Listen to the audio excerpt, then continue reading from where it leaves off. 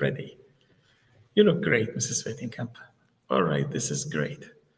Now we are live on YouTube and on Facebook, and you're going to be live in a few seconds on LinkedIn. Bärbel, hello, how are you doing? Hi, Mark. It's so good to see you. I'm doing very well. Thank you. How are you? I'm good. Fine, thank you. I'm impressed you say you're doing very well because if I'm honest, you look a little bit tired. Is that true? Really? So I didn't take the right makeup this morning. You did. Okay, so To be honest, I am traveling and a little bit feeling like a nomad. I'm traveling for quite a few weeks already. I'm very, very grateful. Very grateful to have a lot of appointments, seminars, coachings in indeed. Europe those days. But indeed, if you change from one hotel to the other, you take the train, you take the flight. It's not same as going home and resting. It's not the same, but we have to admit for a lot of people out there, this is the dream life. This is what they dream of. And I will share with you when I was a child or in my youth.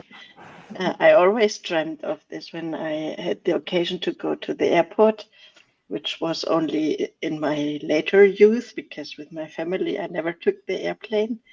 My parents didn't do until a few years ago. So when I went to the airports the first times, I saw all of these business people traveling around. And I thought that's the life I want to have one day. I want That's to it. travel for a living. So Yes. that happened. And once again, I'm very grateful for this. Great. Okay.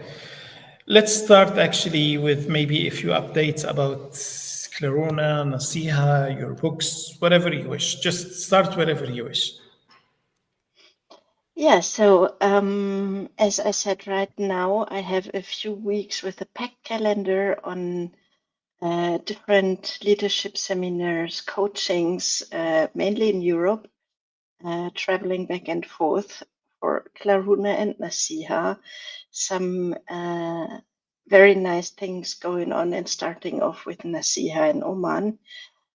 We are working on a very new platform for events. Why is that? We have amazing visiting Oman and a lot of activities over there, but we found that there is not really something that arches over both leisure activities as much as business events.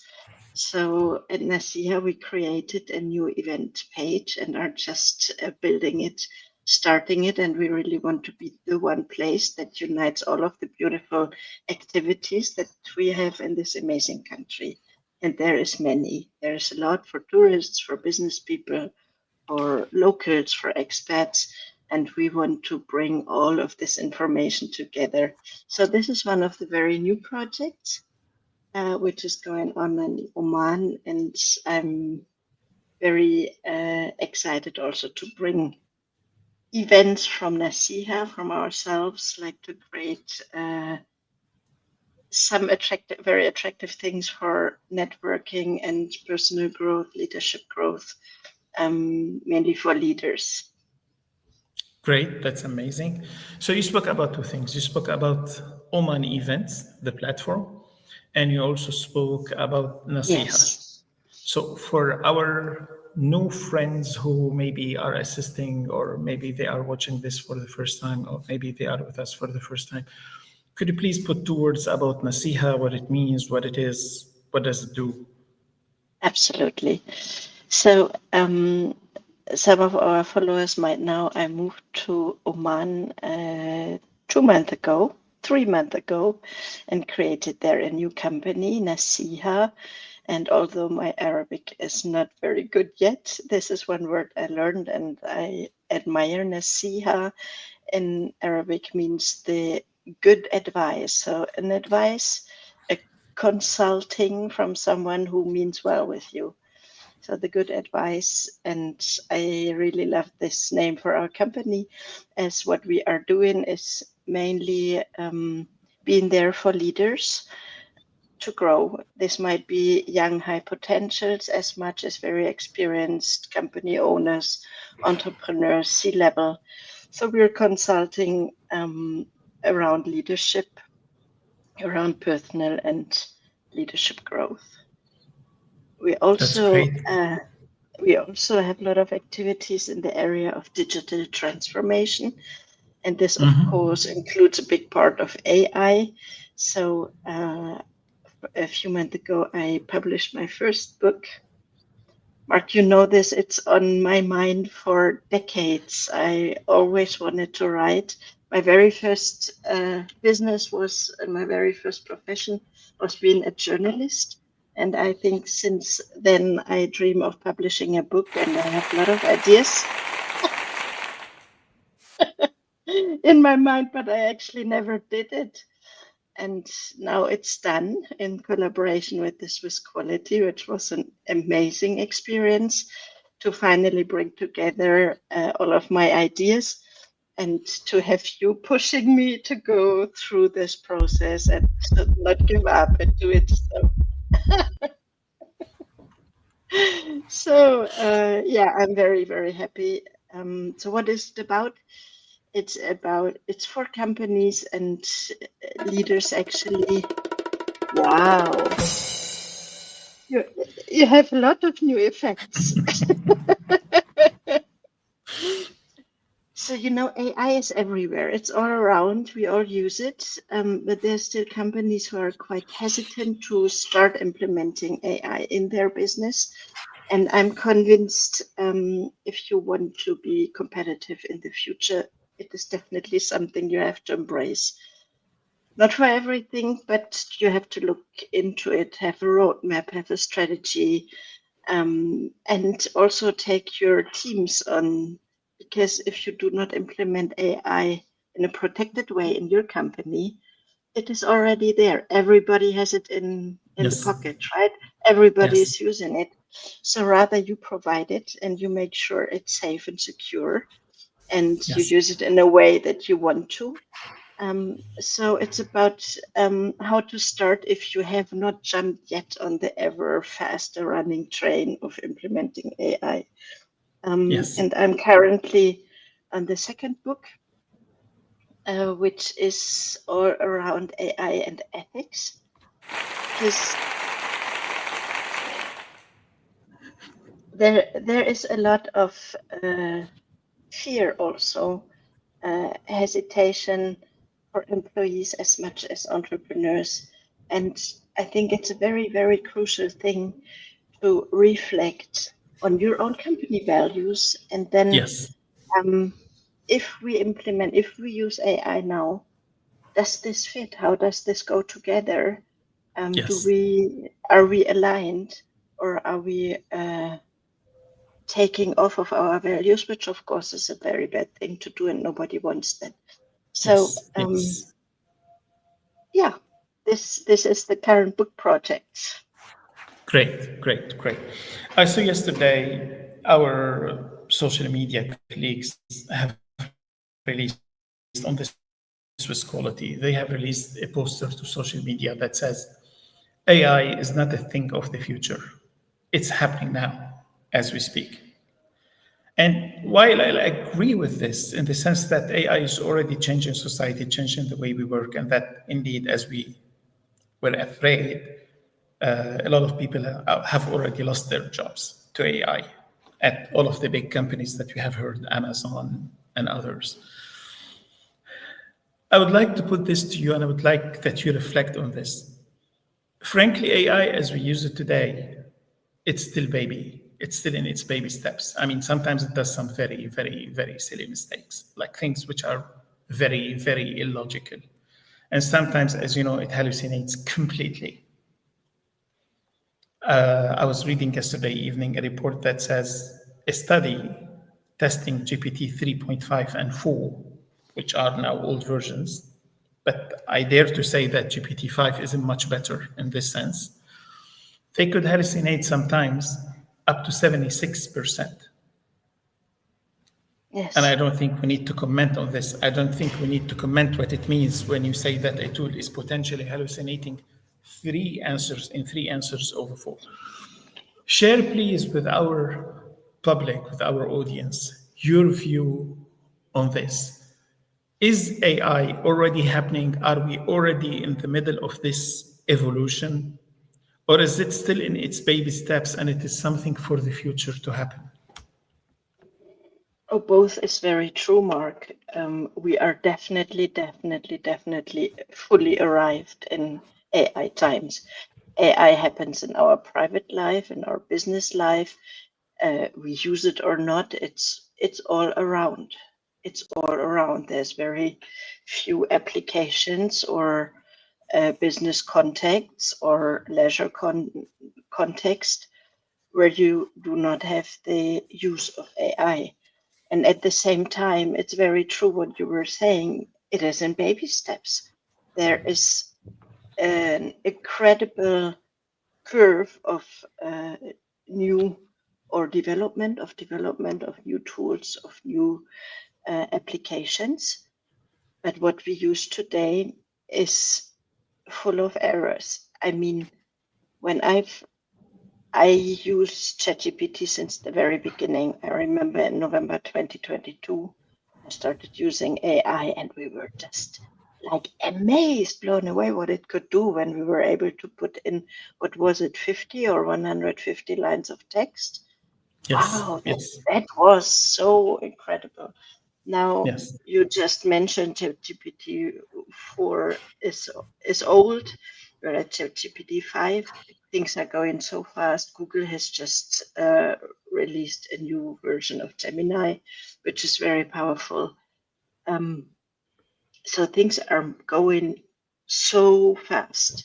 So I would like to say 2 things. One, we need to learn new capabilities, new competencies of how to use AI. There's still a lot of people who are using it like Googling something. But Yes. you need to understand how to use AI, how to prompt, which is how to ask AI or order AI what to do. Put the context to say what you wish. This is one. So we need to learn. We also need to learn to be critical thinkers. There are some like you who have always been critical, but we need to Yes. be extremely critical in those days. We need to develop this reflex of putting things in question, double checking, and not to forget to think ourselves.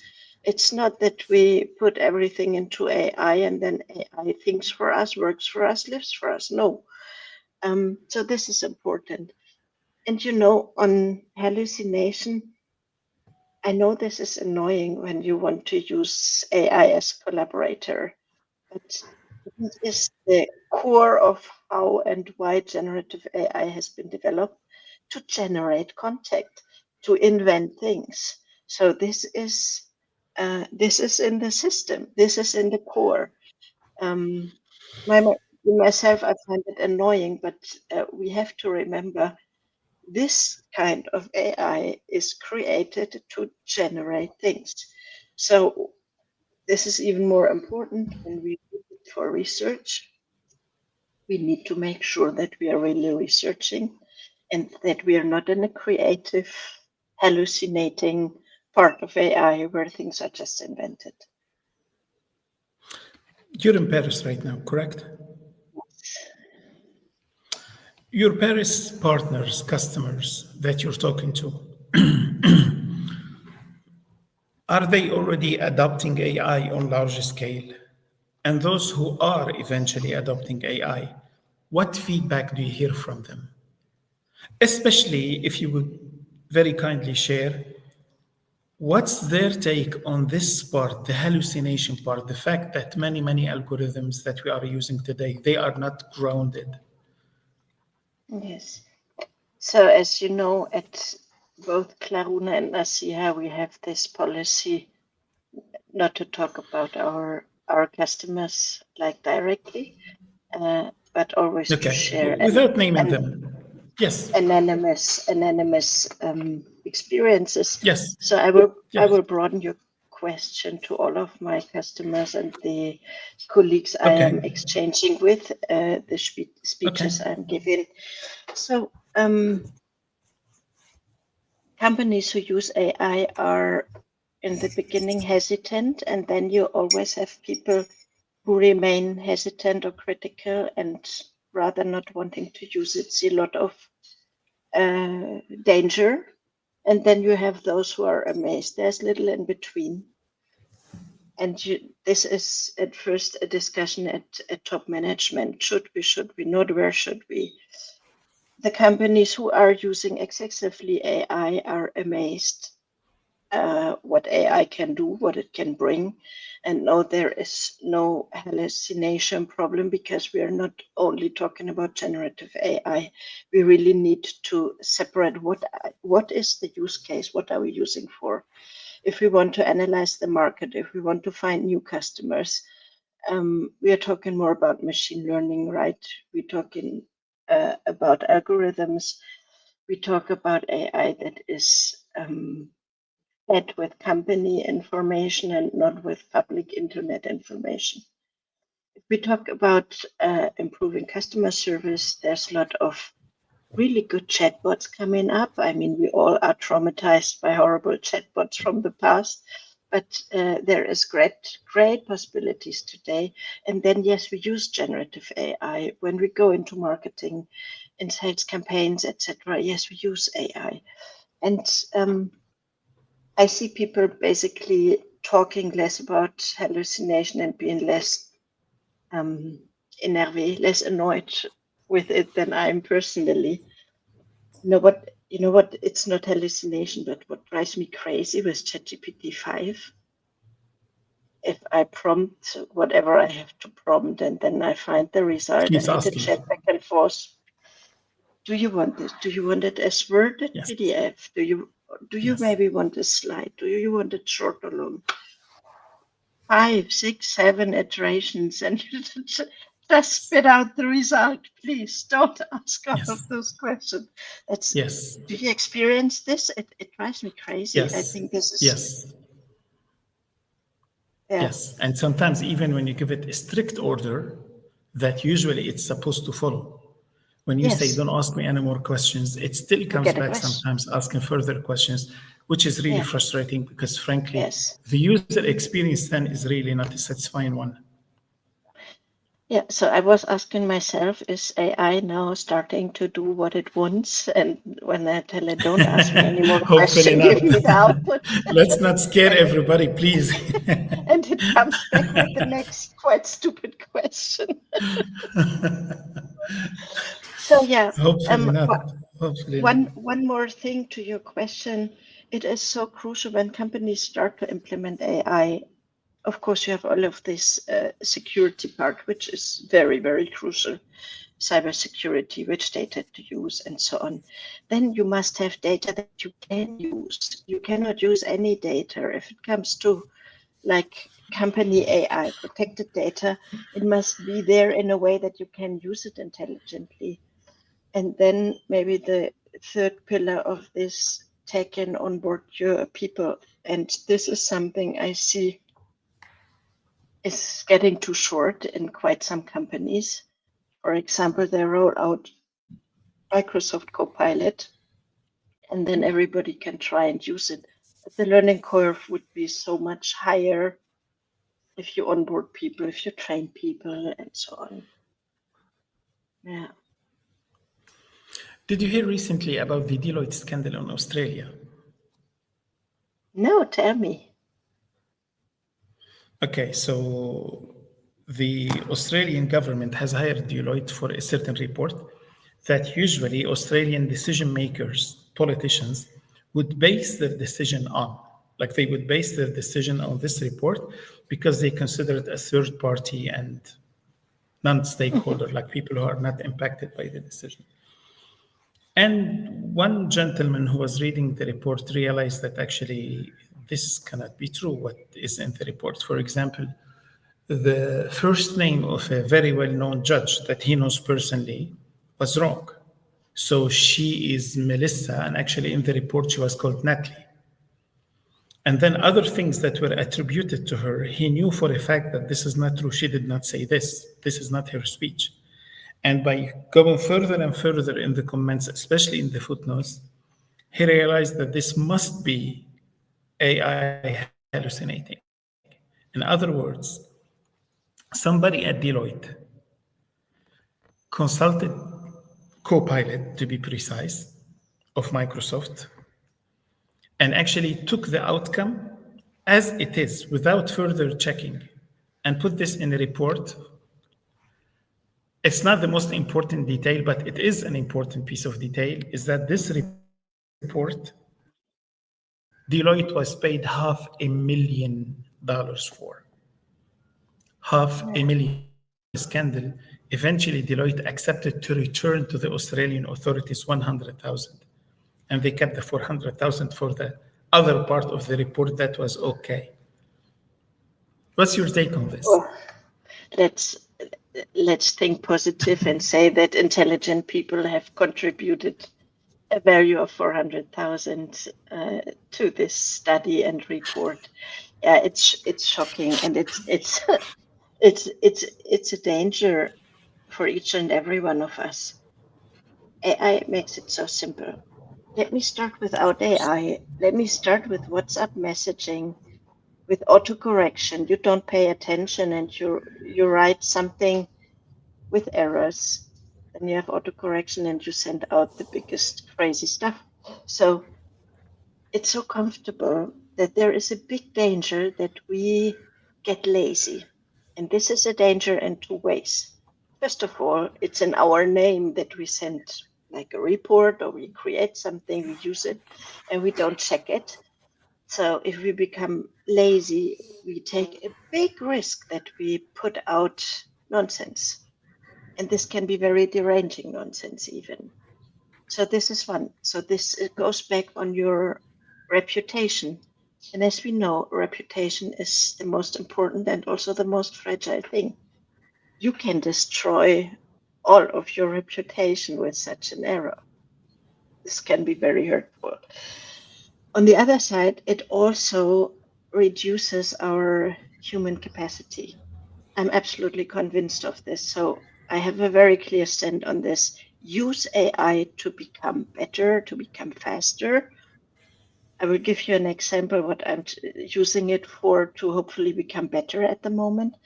But if you use it to think or work instead of you at your place, Yes. this is very wrong because Yes. it makes you dumber and dumber over time. Yes. Yes, I agree. You know, if you are a marathon runner, you train every week, several times, and you become Yes. better and better. If you stop doing it, let's say you can't do it for health reason or whatever, or you start back then. I used to play the violin for 12 years in an orchestra. I had lessons courses every week, and I played it pretty well. But after school summer holidays, forgot a lot of it. So you forget your flexibility and you cannot play the very hard and stuff. And the other day, I took a violin and I basically cannot play it anymore. You forget this if you don't use your capacity. So you Yes. have to train and to grow. We all know this. In order to achieve mastery, it needs a lot of repetition and training. This is true for our creative brain, for our analytic brain, for our emotional intelligence, for all of this. Yes. If you stop interacting with people, if you stop creating, if you stop to create content yourself and let AI do it, you will become worse and worse. You will not become better. So use it as an assistant, as a collaborator for brainstorming. Great, but don't let it work at your place. So I give you an example what I'm using AI for at the moment. Currently, I'm working quite a lot in France, and I can speak French quite okay. But I realized that in my seminars and coaching, sometimes I would like to have more words, different words. So I would like to get on another level in French. So I asked AI to create a course for me in business English, or have a cultural discussion with me. I give it topics, or I ask it to suggest topics, to train myself 10 minutes every day to build this French muscle, to bring it to another level for business communications and so on.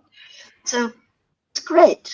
Otherwise, I would have to look for books and look for topics and learn vocabulary. That's great. It corrects me, it suggests me. You can do great things with it. But it supports me, it helps me to learn. It's not instead of me. It's not AI thinking and writing for me. This is crucial. This is crucial. Absolutely. If you allow, I would like to reciprocate what you said and share something with you. I was actually myself learning something, a new system, a new tool, a new AI tool recently. And as you know, the way I was brought up and the way I have run my career till now, most of the time when I'm trying to learn something, I just imagine myself teaching this to others. And this is how the information sticks forever. Like, this is how I really, really keep the information. When I imagine myself psychologically teaching this to somebody else. And as I was preparing this, indeed, many times I was asking myself, okay, so what is the main message in this section? What is the main message? And when it came to using AI tools, especially for scientific research and the like, and I'm not saying that using it in industry is less serious. It is as serious as, because in both situations you could have catastrophic outcomes. But especially in research, I was saying to myself, the main message would be, if I had to choose one, it's okay to use AI tools to help you look for something, find something, analyze something, but you have to be responsible. You have to decide what you include in your report, how you write it, because you take the full responsibility. No one will forgive you 1 second for anything that you write, which you have taken from the AI tool directly without double checking. Yes, and you harm yourself. So I would like to do the drum drum applause for Yes. you, but I don't have your tools. This is so true. This is so true. We should keep the wheel in our hands and use Yes. it as a tool. And there is great use out of it, but don't give Yes. away your character, your human essence, your capacity of thinking, of being creative, and especially being in emotional contact, being relational. Don't ask AI to write your love letters. Write to your spouse yourself. Be yourself. That's important. Yes. Yes. Yes. Absolutely agree with you on that. Okay. But we do agree on this. We see eye to eye. But once again, through your partners, your customers, people you're talking to, all over Europe. So, to my knowledge, you've been recently in Germany, in Italy, in France, in Belgium. Where else? That's about it. I will go to the Okay. Netherlands. I've been in Switzerland. Yes. Okay, so that's 6 countries. With your partners, your customers, your coaches, in all of those 6 countries, once again, and forgive me for repeating myself, do you see people using AI correctly or abusing it or simply not interested, not using it at all? In business, I'm saying. I see all of this. And I would add, I also see some part of being overwhelmed because, the speed has so much gone up in business, also due to AI, also due to competitors who are ready, to suppliers who suggest things. So there is a constant hustle for some companies to run, to use, to try, but then they forget, or they don't take the time, let me put it that way, to put it in a broader strategic roadmap, to focus on Yes. some things, to reflect on their values and how and why they want to implement this piece of AI, and how to take with them on this journey all of their employees. So all of this needs to go together. But as I think we all can feel, these times are accelerating. And the battle on some markets is accelerating. The need is accelerating. There's huge economical problems in Europe, different in different countries, but there is huge economical change. Then companies sometimes don't take the time or can take the time to look at all of these aspects. And this might be a problem. But to short answer to your question, I see all of this. Right, right. There is a question from our friend Spencer Collins. I don't know if I would be able to show all of the question here because it's a long question, but I'll try. So Spencer actually is asking if this system is designed for peak performance, how are we ensuring it doesn't embed or amplify bias in its AI decisions? I think this is a great question for you to start, Mark. Would you like me to answer the question? Yeah, I would like you to start because I know you have been thinking about this bias part a lot. Yeah. So first of all, it's not one system. It's many algorithms, and every algorithm comes with its own pros and cons. And indeed, some of them are designed for peak performance. Others, and here especially I'm talking about the RAG grounded ones, actually they are trying to be more realistic. And remember that some algorithms like ChatGPT, for example, they were based on a lot of data, and most of this was not curated data. So it was random data from the internet and Facebook and Twitter and others. And this might explain at least the very obvious bias that you could see in the first versions. And I don't want to bring actually very painful topics, but as you know, there are some claims that actually ChatGPT somehow, by trying to keep a person interested, it went in their direction and it even advised that the person could kill themselves. And unfortunately, the person did. And as you know, his parents now actually are suing OpenAI for this. So talking about embedding or amplifying bias, you are absolutely right. And definitely this is one of the cons of some of the algorithms, especially in their first format, in their first versions. Now, how they are improving on this, it's varying. It's not homogeneous all over. It's varying degrees. For example, Google Notebook LM claims to be relatively grounded in your sources. So it claims that actually it gets really, really answers from your sources without bringing any other information from outside. Now, this is something that we could discuss. Out of personal experience, it's mostly yes, but not always. And other algorithms that you use today, especially those that are meant for academia, relatively, they are much better grounded than the earlier versions of ChatGPT and the like.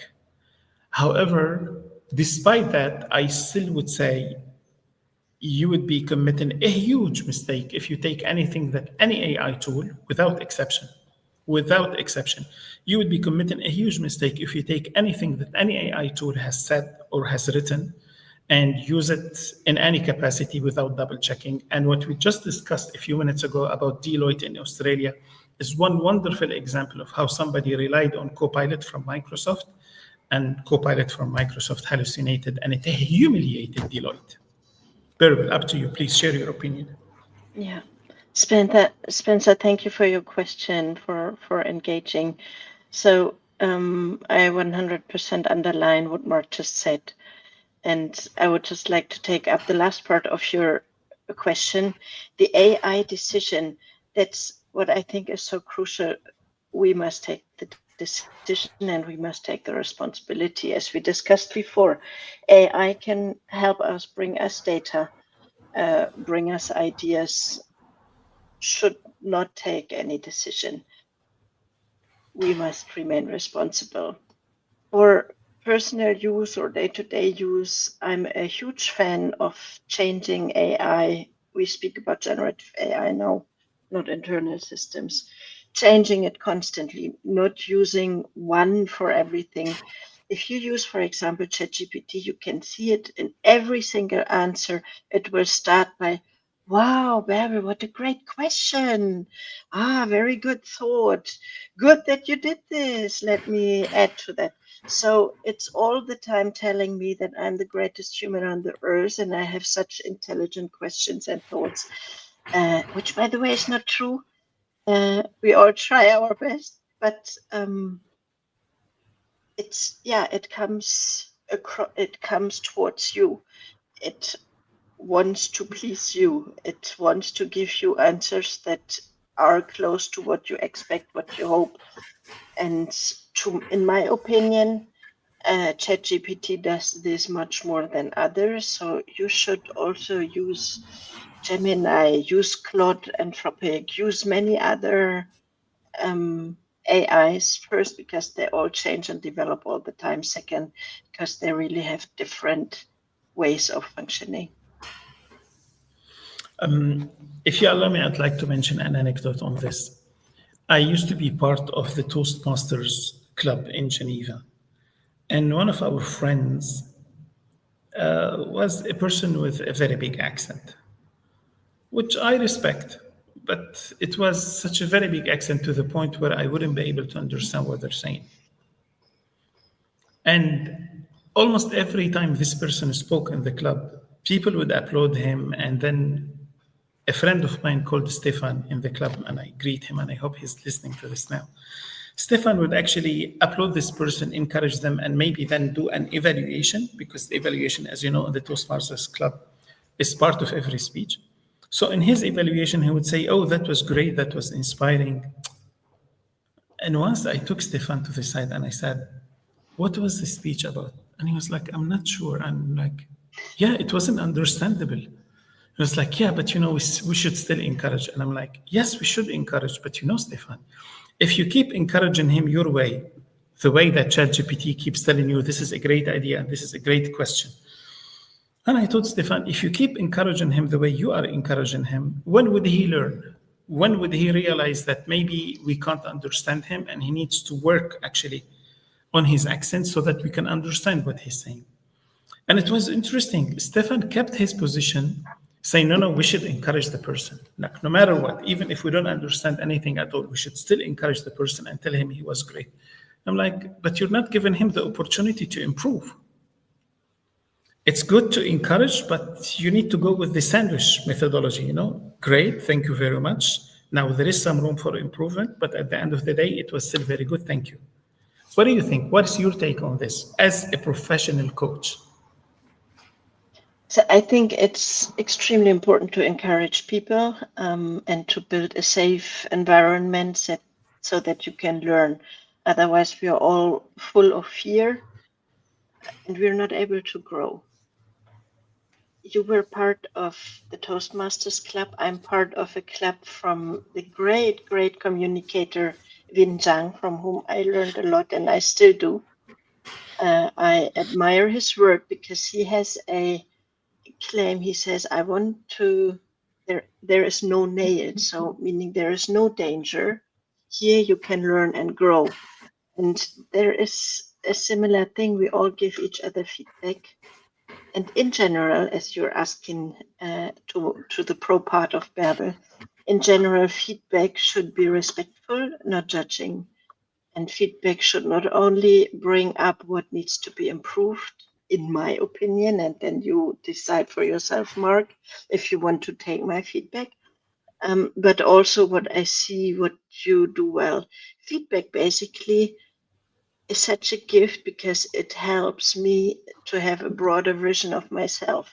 When I give a speech, I don't hear myself. Well, yes, I hear myself, but not like from the audience. I hear myself in my head with a different voice and so on. If I teach and I'm not able to explain in a way that it inspires people or it makes clear for people, and they don't tell me, I will continue to do it that way because I think it's great. So feedback is important. Feedback is wonderful. Feedback sometimes is a bit difficult to take, but still it's a big gift. But we should also feedback on what is great. So if this guy was very motivated, had a nice body language, has beautiful voice, is very engaged, yes, we should say it. And then we should also say, you could even become better working on your accent to make it more Yes. easy for people to understand you and to follow your great content. So Yes. Yes. yes, that's my take on that. I'm a bit with I agree. Stefan and with you. Indeed, indeed. Okay, okay. We have another question from the same amazing Spencer, who I don't know, he is prepared with wonderful questions. And Spencer is saying if this system falls under the EU AI Act, what concrete steps have been taken to ensure compliance and improve it beyond the legal baseline? Great question. Thank you for engaging, Spencer. That's great. That's cool. Makes it more interesting. You know, I am very, very happy that the EU is actually the first region taking up this responsibility and creating an EU AI Act, which in other regions of the world does not exist yet. Yes. Because AI can do wonderful things. We have talked about it, but it can be also used in a very, very harmful way, where Mark mentioned one. But even if it's a bit less final and dramatic, as the example you mentioned, it still can be very, very dramatic on a person's life. I think most of well-known VIP people encounter situations that they are in the internet with a speech, with a statement, and finally it's not them but AI, and it's getting better and better. You cannot easily make the difference anymore if this is an AI generated video statement voice of someone or if it's the person really. I just heard a podcast with Tucker Carlson, who's one of the biggest podcasters in the world. And then he reacted to something. He said, yeah, this was not me. This was AI. So for him, it's daily business. He has this all the time. What a nightmare. So if you imagine you in your life with your family, there is a video out of you saying things you would never say, being in an environment where you would never be. And then your social circle hears and listens to this and judges you on this. This can be disastrous. So I think it's amazing that the EU has reacted on it and was fast and the first ones. However, I also think there is still a lot to do in other parts of the world, but also at the EU. But it's a great start. This is good. Basically, if you look into the EU AI Act, a lot of it is GDPR. So the baseline of the EU AI Act is you cannot misuse personal data of other people. We all own the right on our own data, and you cannot just use it, change it, consume it, publish it, and so on. It's very, very important if you use AI that you do not put real names of your companies, of colleagues, friends into the AI, that you're sure you use a secured system that, at least in Europe, is GDPR conform. So most of the EU AI Act is around this, that we use AI consciously and that we make sure not to harm any person. This is not the case in other parts of the world yet. So yeah, it's just the situation at the moment. And of course, AI systems are used worldwide. In Europe, you have to be very, very clear on where you put your data, where you receive the data from, which data you feed into AI, and who has access to it. Bärbel, if you listen to Mo Gaudat, Yes. frankly, the most troubling part actually of what he speaks about is the machine learning side of AI. That is the fact that those machines are able to learn new things.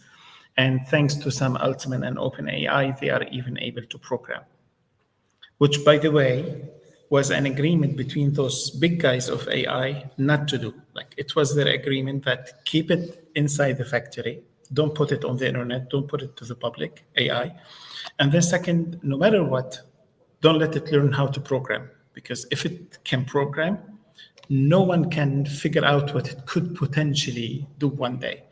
And the way he puts it, Mugo, that he says, thanks to Sam Altman now, all of those three things that they agreed on actually are not anymore. And ChatGPT can program, and it is on the internet, and anybody has access to it. How are you reacting with your customers, with your coaches, to the point that through machine learning, eventually machines could learn how to program and could learn how to improve themselves, and that eventually, through their setting of goals and sub goals, they might actually put a sub goal to reach their goal that says, I must perpetuate myself and I must improve myself along the way. So I must do regular coding, millions of rounds, and I must improve myself. Yeah. You asked me not to frighten people, right? So in my consultant engagements and coaching, this is not really a topic. We're far more on the here and now, how to start, how to learn, what to do, what to prioritize, how to lead in times of AI, but not so much on what is the next steps of AI itself. Me personally, I think a lot about this, and I think we are living in times where, or let me put it the other way around, in former times you usually had different thinking capacities in a society. You had philosophers with the public discourse and discussion. You also had religion, you had politics, and so on. Today we mainly have a handful of big companies deciding on huge parts of our future. Yes. And I think this is very dangerous, because the philosophy and life goal of those companies, as far as you can judge this from outside, is making money. So we live in a world of the main goal is making money. If you think back to the old Greeks and other schools, there the question was the human being, responsibility, trust, respect. Today we talk of maximizing money in dimensions that we cannot even count the zeros. Yes. And for very, Yes. very, very few entrepreneurs in this. So I don't know Sam Altman. I had never the chance to meet him, and the Elon Musk and others, Peter Thielen and others, how steadfast they are with their philosophy, with their regards in life. But I see that, I mean, look at stocks, look at everything, look around. We're always talking about 5 companies. We're talking about Google, we're talking about Facebook, we're talking about Palantir, we're talking about, well, a handful of companies. Yes. And they seem to decide about our future. And to be honest, I think this is very, very wrong. This is very wrong. And we have to have this different parts of society taking part in it. But as this is private companies, this will be complicated. And as other entrepreneurs and as politicians especially are more than happy to follow their path and to give this power to them, I have big doubts if this will go into a really, really humanitarian way. So for your question of the programming, this is already too late, yeah? AI is able to program. Yes. And I even have a very Yes. personal take in there, as my son is a programmer, like many other millions of people. Yeah, so you can of course take another job, but it's more about a machine creating something, and it's not Yes. any more Yes. transparent for us, and maybe not anymore. We cannot bring our society principle, our humanitarian principles, and guide things in there, because it's going on its own. And Yes. this is quite a frightening perspective of the future. Yes. Did you receive by any chance an email from OpenAI yesterday or the day before yesterday saying that actually they have become aware of a hack at one of their third parties mix panel, which actually does analytics of their customers using APIs? And they were like trying to reassure everybody by saying, don't worry, they didn't get critical information, just your name, your email address, and where you live. And I'm like, this is Yes. critical for me.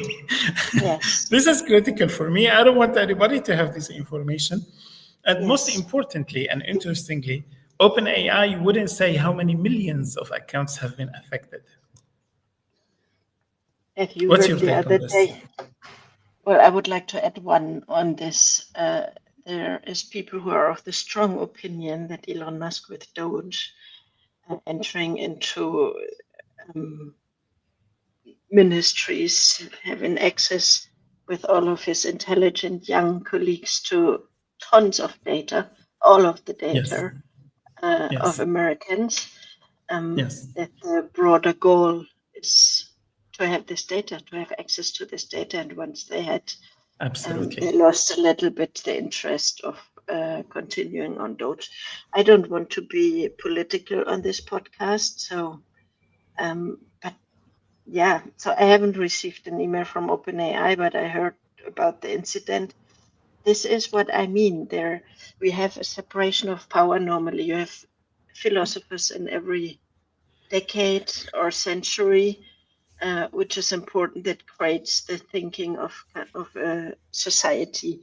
You have entrepreneurs who make the economy working, and you have politicians who debate or who should debate to bring all of us into a more secure and prosperous life. What happens in politics today? We are all the time in hysteria. We are from one scandal to the other.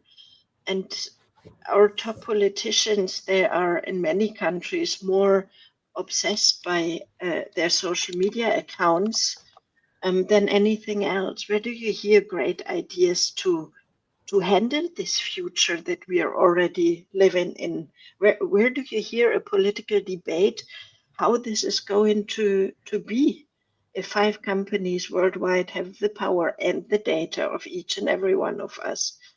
Where do you hear the political debate that right now, and also in the evening when you're home with your family, you're listened to by your phone all the time?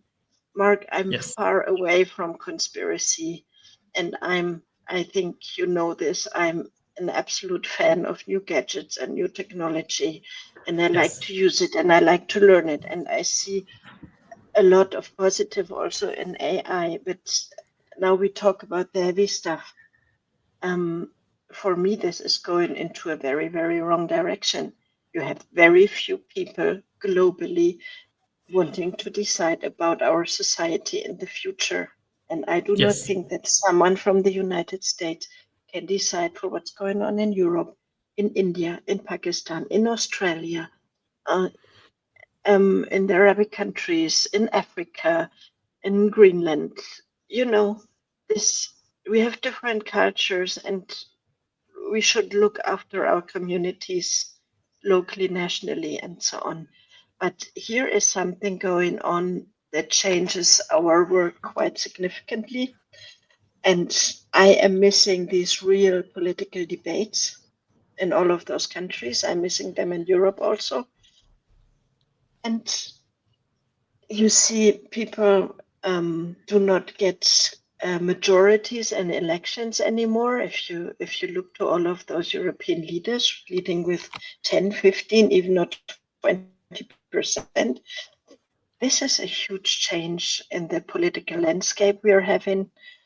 And again, there is a lot of power in a handful of American companies, which I think is not a good thing for all of the global societies.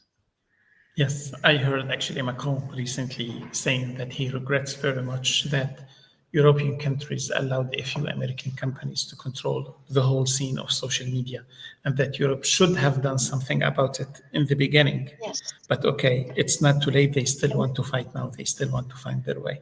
Yes, I have to say, Macron and France has been very active on this.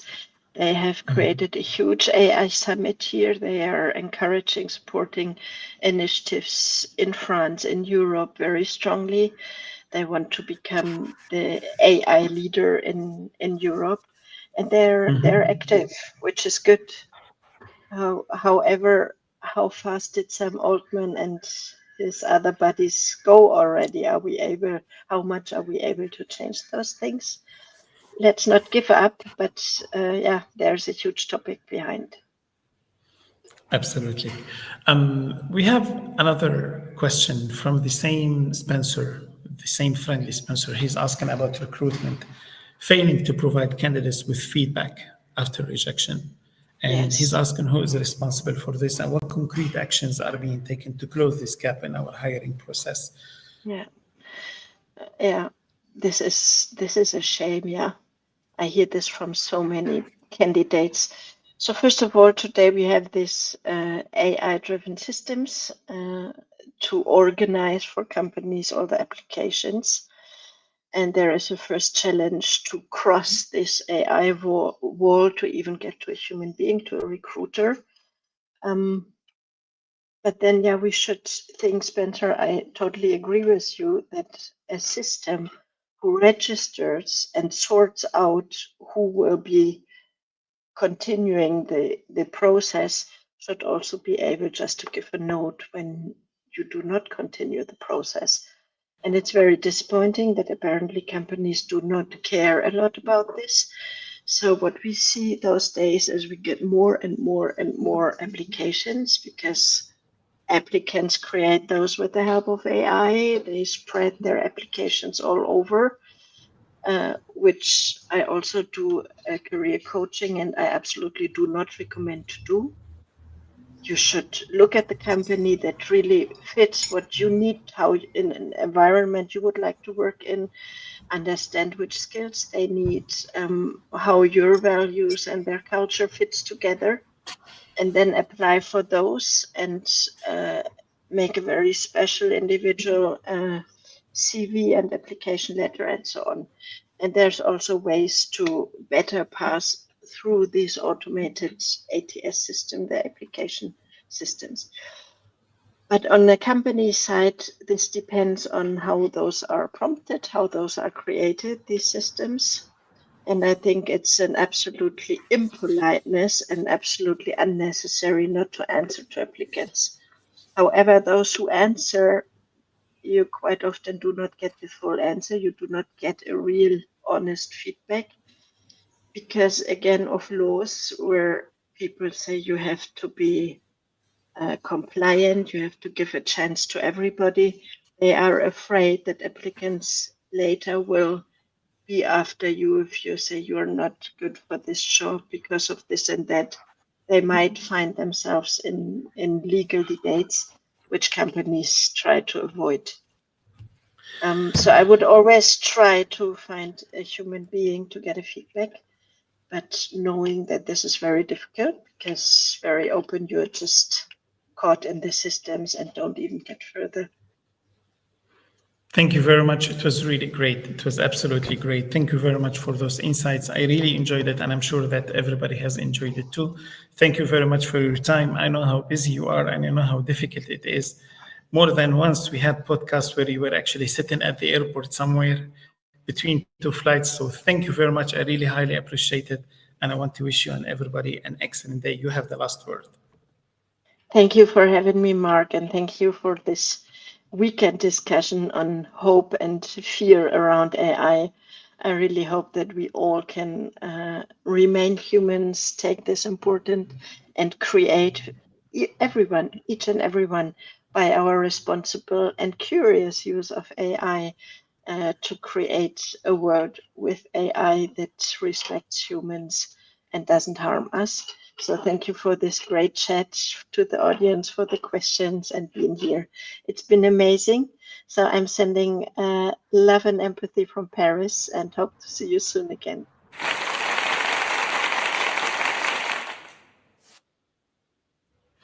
Thank you. Bye.